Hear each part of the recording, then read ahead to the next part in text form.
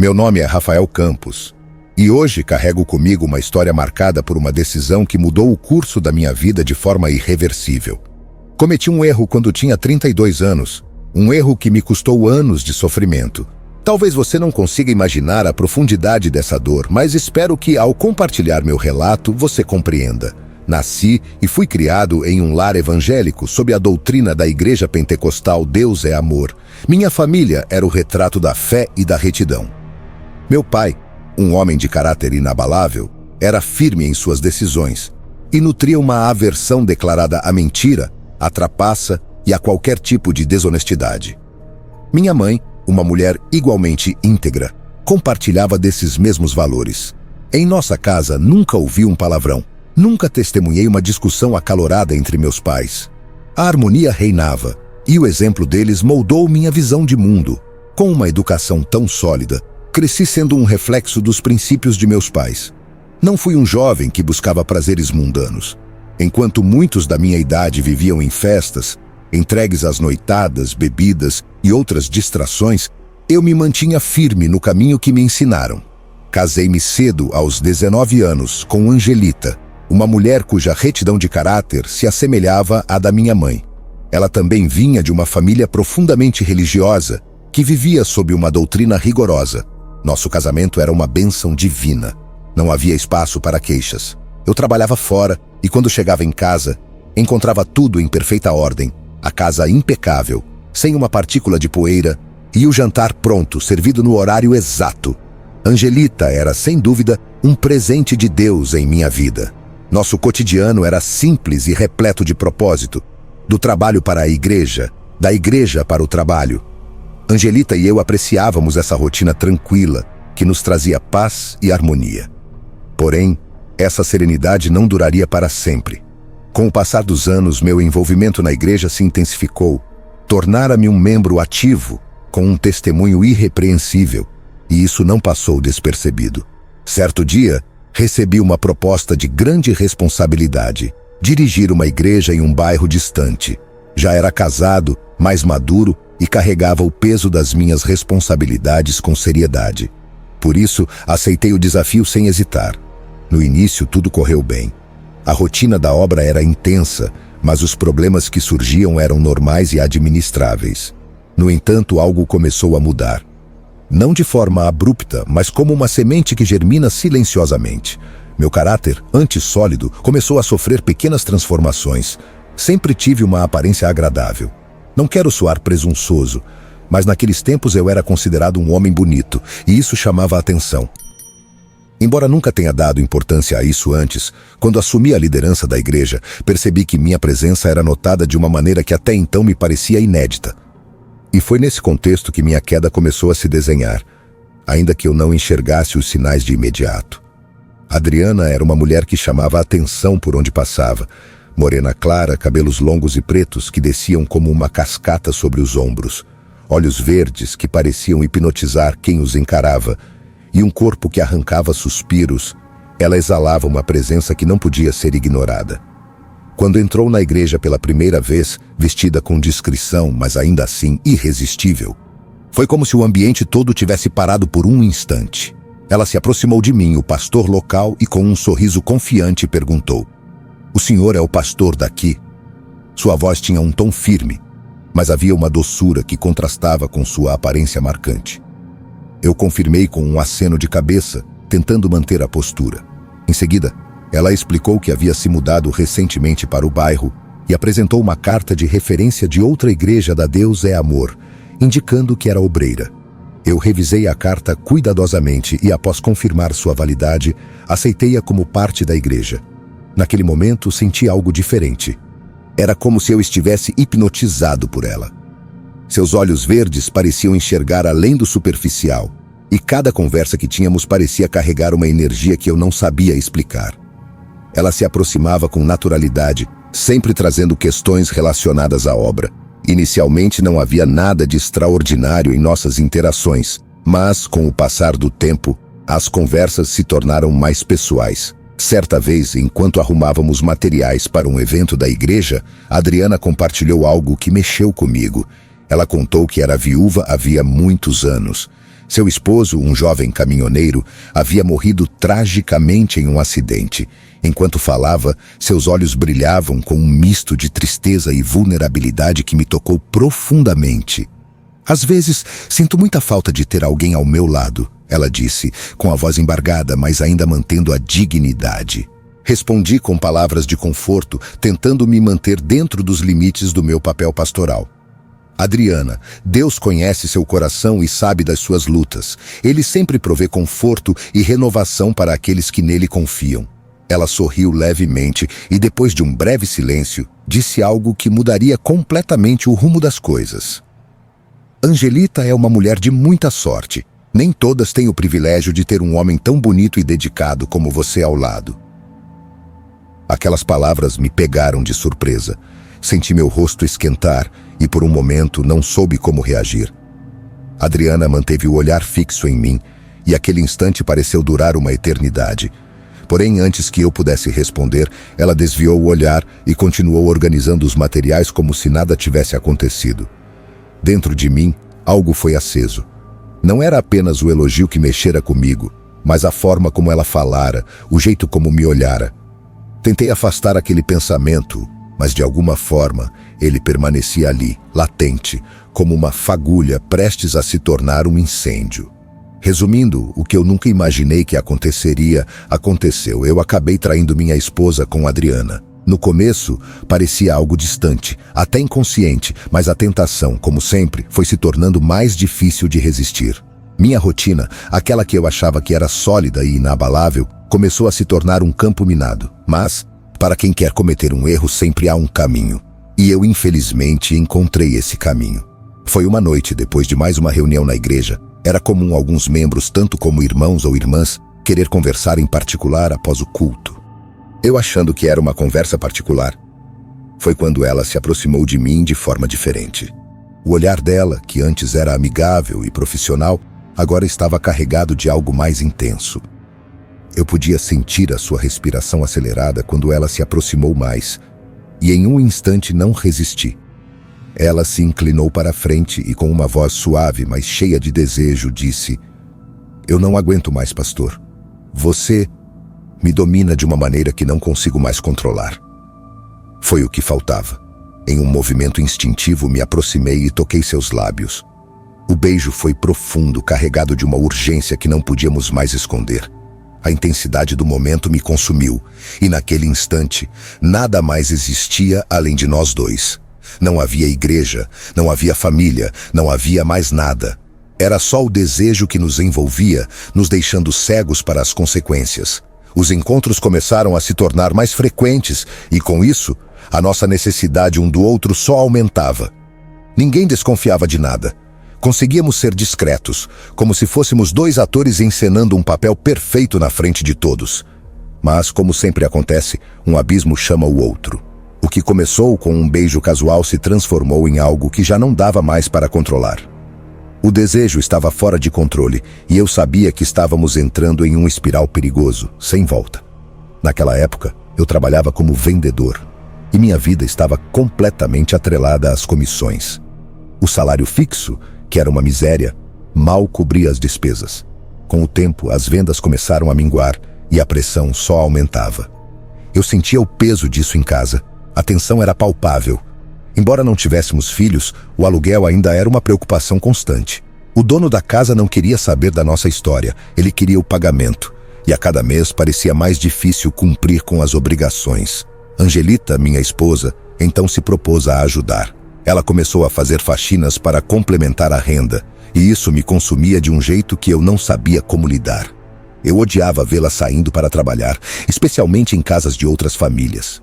Era humilhante para mim, um golpe no meu orgulho, mas a situação exigia que ela o fizesse. Foi nesse turbilhão de frustração e desgaste que cometi a primeira grande burrada. Cansado de todo o peso que eu carregava, decidi sair mais cedo do trabalho e ir até a casa de Adriana. Ela estava se tornando algo mais do que apenas uma obreira na igreja, mais do que uma mulher com quem eu conversava sobre a obra. O desejo, o cansaço, a solidão, tudo se misturava e ali com ela encontrei um escape. Depois de passarmos bons momentos íntimos, a conversa tomou outro rumo. Falei sobre minha vida financeira, sobre o sufoco que estava enfrentando. Foi quando ela, com um sorriso astuto, me perguntou: "Mas você não recebe um salário da igreja?" Eu balancei a cabeça, meio sem jeito, e respondi: "Não, apenas uma pequena ajuda de custo. Uma mixaria."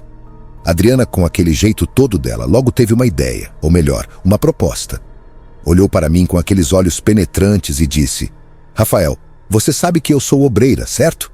Apenas as obreiras têm acesso às ofertas, aos dízimos, toda a parte financeira." Eu a olhei, confuso. Ela continuou com um sorriso malicioso, quase como se já soubesse a resposta: "Eu posso te ajudar com isso. Não está escrito na Bíblia que o obreiro é digno do seu salário?" Fiquei em silêncio, refletindo. A tentação crescia em mim. Ouvindo aquelas palavras, comecei a pensar nas possibilidades. Eu sabia que antigamente na igreja, Deus é amor. A fiscalização não era como é hoje. Não havia câmeras, nem tanta vigilância. E para ser sincero, aquela ideia me parecia mais atraente do que eu gostaria de admitir. Adriana, percebendo meu silêncio, explicou como a manobra poderia ser feita. Ela sabia como funcionava a recepção dos dízimos. Apenas anotar o nome do dizimista no caderno, ele assina e o dízimo nunca vai para o cofre. Um pequeno desvio, mas um desvio que poderia trazer algum alívio para as minhas finanças. "O que você acha?" perguntou ela, com um sorriso que misturava confiança e um certo desafio. Eu estava pensativo, mas sabia que já não tinha mais escolha. A situação estava difícil e a tentação forte demais. "Tudo bem", falei, hesitando. "Mas vamos fazer isso só uma vez." E assim fizemos. Na primeira oportunidade, Adriana, com seu jeito esperto e todo seu charme, fez o que eu sabia que deveria ser errado, mas parecia inofensivo naquele momento. Durante o culto, ao final, ela se aproximou da livraria, pegou o dízimo e discretamente me entregou dentro de uma Bíblia.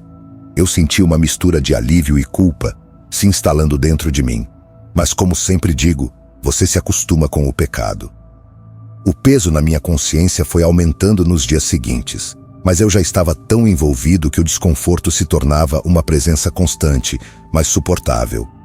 Com o passar dos meses, o que começou como uma transgressão esporádica se transformou em uma rotina.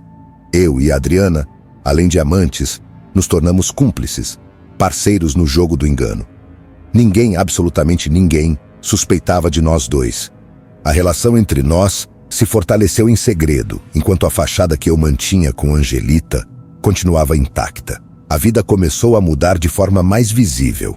Em pouco tempo, consegui comprar meu carro, roupas novas e de marca, e minha casa passou a refletir o sucesso que eu queria mostrar. Angelita, sem desconfiar de nada, acreditava que meu trabalho às comissões estava começando a dar novos frutos. Ela achava que as coisas estavam finalmente melhorando financeiramente.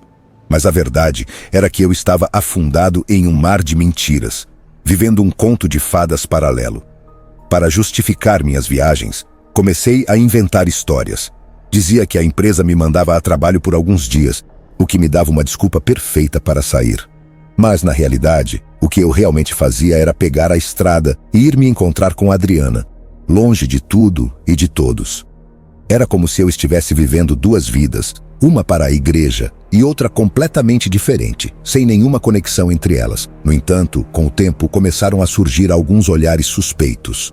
Os membros da igreja começaram a perceber que, quando eu não estava presente, Adriana também desaparecia.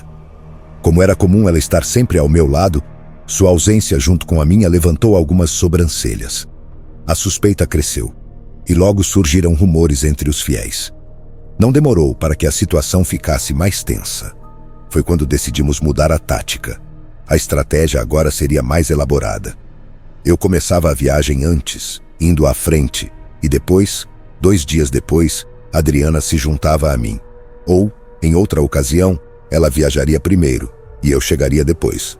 Dessa forma, nossas ausências não coincidiam diretamente, e a atenção da igreja se dispersava.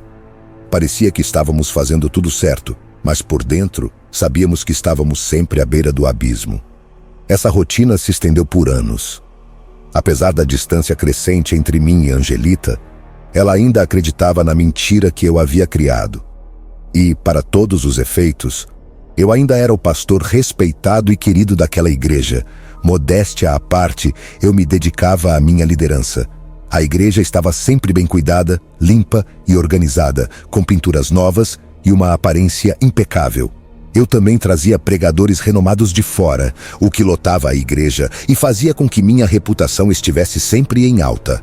A fachada de homem íntegro e comprometido com a obra de Deus nunca falhou, mas, por trás das portas da igreja, a mentira se arrastava como uma sombra crescente e eu sabia que, a qualquer momento, ela poderia vir à tona. A culpa e a excitação dos nossos encontros ilícitos se misturavam, criando uma tensão constante, mas também uma sensação de poder, como se eu estivesse conseguindo controlar o destino e as consequências.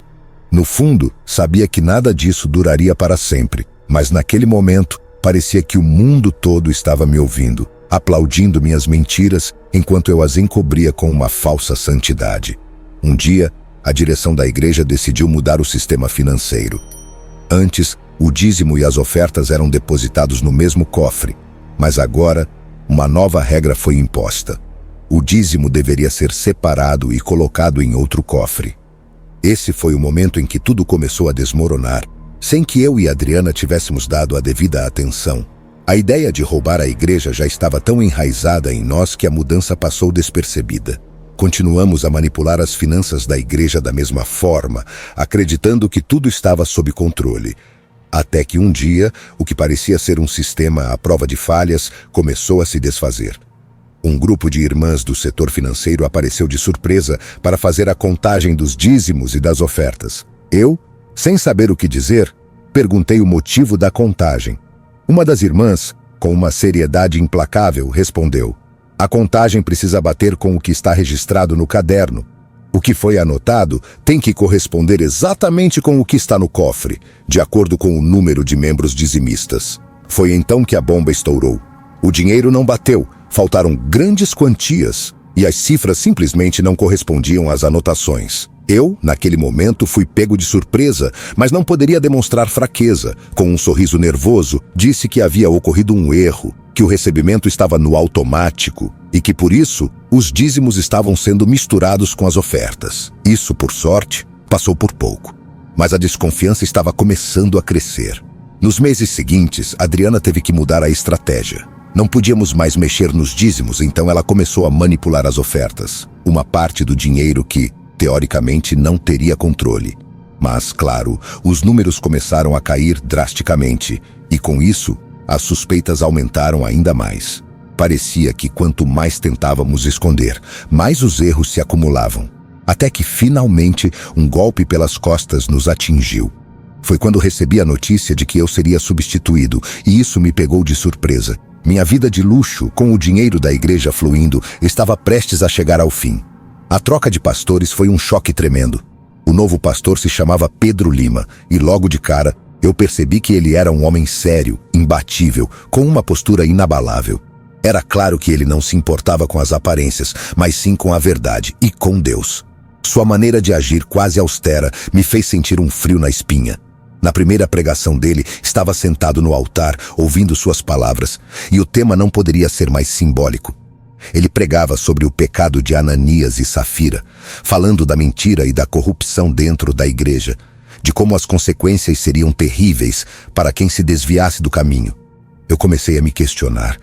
Será que ele sabia de algo sobre mim?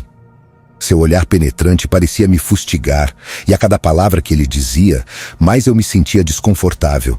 Era como se ele estivesse falando diretamente para mim, como se soubesse, sem provas, o que eu havia feito. Enquanto ele falava, observei a reação da igreja. Os irmãos amaram o novo pastor.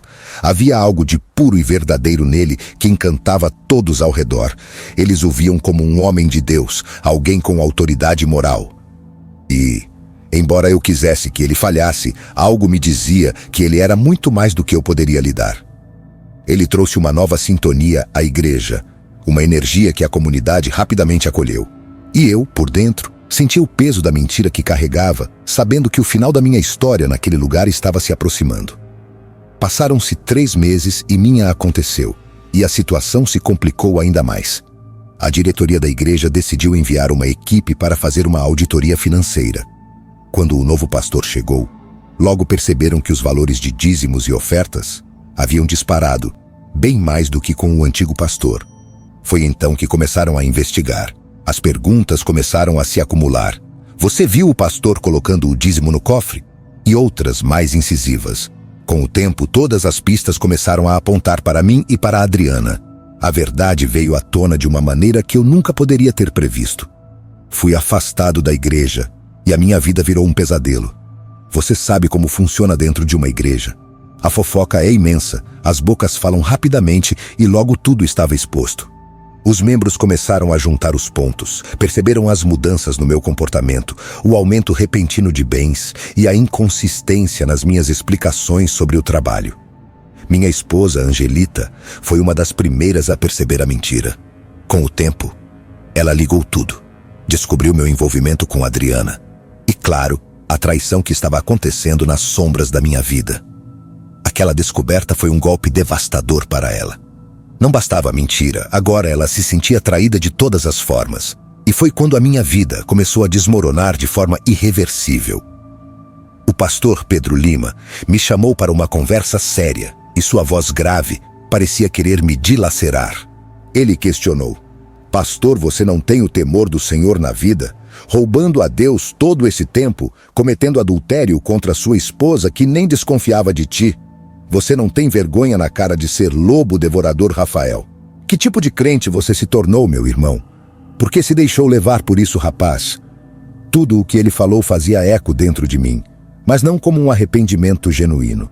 Em vez disso, sua cobrança me encheu de raiva. Levantei-me e, no calor do momento, acabei fazendo algo que jamais deveria ter feito. Um soco no peito dele, o fazendo cair no chão. A raiva tomou conta de mim de tal forma que antes que eu pudesse refletir, cuspi nele e o ofendi.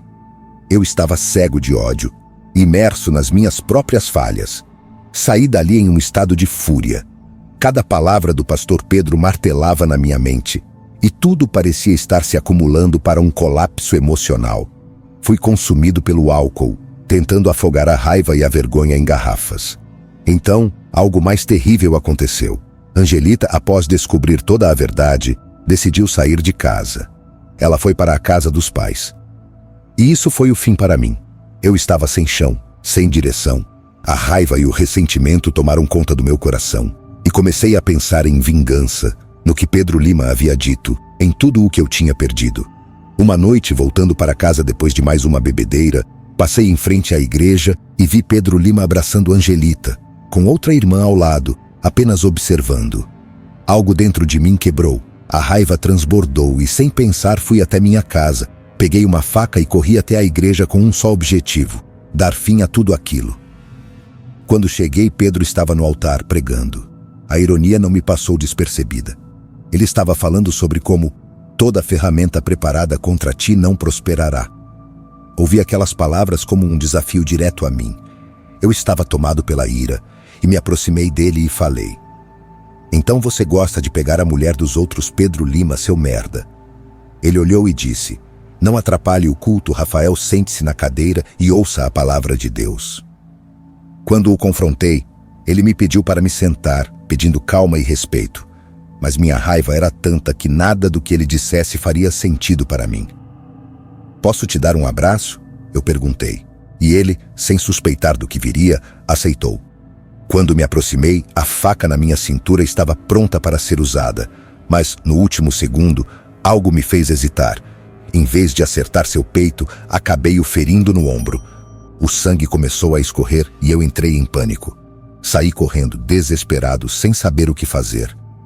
Minha mente estava em um turbilhão, e antes que eu pudesse entender o que havia feito, saí correndo pela rua sem direção, até que, sem perceber, fui atropelado por um ônibus. O choque me fez parar no meio do caminho, mas a realidade era implacável. Eu estava pagando o preço de tudo o que fiz. Quando eu acordei, estava no hospital. A dor era insuportável, e as vozes ao meu redor pareciam distantes e desconexas. Um médico veio me informar que eu havia sofrido uma fratura exposta na perna e acumulado vários ferimentos pelo corpo. Aparentemente eu sobreviveria, mas ficaria com marcas profundas, tanto no corpo quanto na alma. Enquanto tentava assimilar aquilo, uma enfermeira entrou para me dar medicamentos. Seus olhos se fixaram nos meus, e ela falou com uma frieza sobrenatural, quase como se estivesse possuída. O pecado tem perdão, mas as consequências são inevitáveis. Seu castigo será severo. Aquelas palavras ecoaram na minha mente. Algo nelas parecia maior do que uma simples advertência, como se viesse de um lugar divino ou infernal. Depois de alguns dias internado, a notícia que tanto temia chegou. Eu estava sendo acusado de tentativa de assassinato com intenção de matar. O julgamento foi rápido e o veredito implacável. A sentença me levou para a cadeia, mas não uma prisão qualquer. Era um lugar conhecido por abrigar os piores criminosos, estupradores, assassinos frios, pessoas que haviam cometido as piores atrocidades imagináveis. Lá dentro, eles eram chamados de coisas, como se já tivessem perdido qualquer traço de humanidade. Quando cheguei, todos já sabiam quem eu era e o que havia feito. A notícia do meu crime correra rápido, como acontece nesses lugares. Não demorou para os presos começarem a cochichar sobre mim com olhares de ódio e escárnio. Logo, fui levado à cela onde ficavam os líderes da prisão. Lá, 30 homens me observavam com olhos famintos, armados com facas improvisadas e um ódio que parecia palpável. "Já sabemos o que você fez", disse um deles com um sorriso sádico. "Tentou matar um homem de Deus e ainda roubava a igreja. Aqui dentro sua vida vai ser um inferno." E assim começou minha queda ainda mais profunda. Os primeiros dias foram tensos, mas suportáveis. Contudo, com o passar da semana, o verdadeiro inferno começou. Uma noite, enquanto todos dormiam, os outros presos na cela me cercaram. Eu ainda usava a gaiola na perna, resultado da fratura. Mas isso não os deteve. Eles riram enquanto batiam na estrutura de metal, causando uma dor lancinante que subia pela minha perna e explodia na minha mente. Então começaram as torturas. Não vou descrever todos os detalhes, porque são cenas que me perseguem até hoje, mas posso dizer que cada ato era uma humilhação, uma degradação que arrancava pedaços da minha alma. Eles usavam cabos de vassoura passando pimenta antes de introduzi-los com brutalidade. A dor era insuportável, física e emocional. Eles diziam que aquilo era para me ensinar a não brincar com o que é sagrado. Era diário, quase um ritual. Cada noite parecia durar uma eternidade, e eu implorava a Deus, a quem havia traído, por algum alívio. Teve uma vez que a violência foi tão extrema que desmaiei.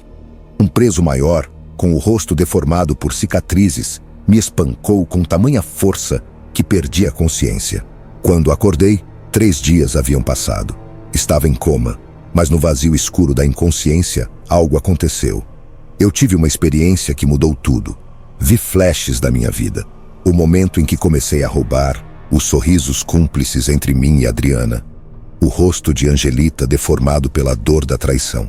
Vi o altar da igreja manchado pelo meu pecado e, finalmente, o sangue escorrendo do corpo do pastor Pedro. As cenas giravam em torno de mim como um julgamento silencioso, mas implacável. De repente me vi caindo de cabeça para baixo em um abismo de escuridão sem fim. Era como se não houvesse chão, apenas a sensação de despencar, onde você sabe que o impacto será fatal, mas ele nunca vem. No entanto, nesse lugar, o impossível acontecia. Eu finalmente atingi o chão, de ponta cabeça. A superfície era como uma lama preta, pegajosa e imunda, e mesmo assim o impacto foi devastador. Senti cada osso do meu corpo se quebrar, a dor era real, lancinante. Mas antes que pudesse sequer desejar a morte, meus ossos começaram a se regenerar, pedaço por pedaço, enquanto a dor permanecia constante, insuportável. Não era uma recuperação comum. Era como se a dor fosse parte de mim agora, um castigo que não cessava. Ao meu redor, o ambiente era opressor. Um som ensurdecedor preenchia o ar, como bilhões de gritos misturados em um único clamor de tormento. Um som que não era apenas ouvido, mas sentido, reverberando dentro de mim. O chão era irregular e escorregadio, e mesmo sem entender por que comecei a caminhar. Cada passo parecia me afundar ainda mais naquela lama. Foi quando me deparei com algo, ou alguém. Era um homem, e mesmo antes de ele falar, eu sabia. Era como se o próprio lugar sussurrasse sua história. Ele estava preso a correntes, ajoelhado e coberto por uma chama azul que parecia viva, como se alimentasse dele. Sua carne derretia, escorrendo pelo corpo, mas assim que desaparecia, se reconstruía, pronta para derreter novamente. Seus gritos eram de pura agonia, e em um momento de lucidez entre os tormentos, ele me olhou e implorou: me ajuda, eu era pastor, e roubei a igreja, do homem lá de cima. Fiquei paralisado, suas palavras espancavam minha mente, e o horror crescia dentro de mim. Antes que eu pudesse reagir, uma criatura colossal apareceu, surgindo das sombras como se fosse parte delas. Tinha cerca de 5 metros de altura, mas era difícil definir. Seu corpo era uma mistura grotesca de escamas, pelos, garras e deformidades. Nada nele fazia sentido ou parecia completo. Sua presença era sufocante, e o ódio que emanava parecia algo vivo, uma força que podia ser sentida fisicamente. Sem hesitar, a criatura agarrou o homem acorrentado com uma de suas garras enormes e, com um movimento rápido, esmagou sua cabeça como se fosse de massinha. O grito que ele soltou foi abafado pelo som grotesco dos ossos se partindo, mas em questão de segundos, sua cabeça voltou a se regenerar, apenas para ser esmagada novamente. O ciclo parecia não ter fim. A criatura então virou seus olhos monstruosos para mim. Sua voz era como um trovão misturado com o som de metais arranhando. Ele era um lobo devorador. Roubou a casa do homem lá de cima, e só sairá daqui quando devolver cada centavo roubado. A pergunta escapou de mim quase sem pensar. Mas como ele pode devolver se está preso aqui? O sorriso que a criatura me deu era de puro prazer, algo ainda mais assustador do que sua aparência. Antes que pudesse dizer mais alguma coisa, acordei. Estava de volta ao hospital, suando frio com o corte recente na minha alma ainda latejando. O pesadelo parecia real demais, como se eu tivesse sido transportado para um julgamento que estava apenas começando. Minha recuperação foi lenta e dolorosa, mas finalmente voltei à cadeia. O verdadeiro inferno, agora ampliado pelo que vi. As noites se tornaram ainda mais perturbadoras. Aquela criatura grotesca começou a me visitar. No início, apenas em sonhos. Depois as visões começaram a invadir meu estado acordado. Via-a na cela, sentia sua presença. Uma noite ela passou sua garra pelo meu peito. Quando acordei, o corte estava lá, fresco e sangrando. Os outros presos começaram a me evitar. Diziam que eu estava amaldiçoado e em pouco tempo ninguém queria dividir a cela comigo. As agressões diminuíram, mas o peso do isolamento e das visões só aumentava. Estava enlouquecendo e sabia que não havia saída. Então, tomei uma decisão. Peguei papel e caneta e escrevi para Angelita. Contei tudo. Desde o início, cada erro, cada traição, cada crime. Contei sobre Adriana, sobre o desvio de dinheiro, sobre o que vi naquele lugar escuro.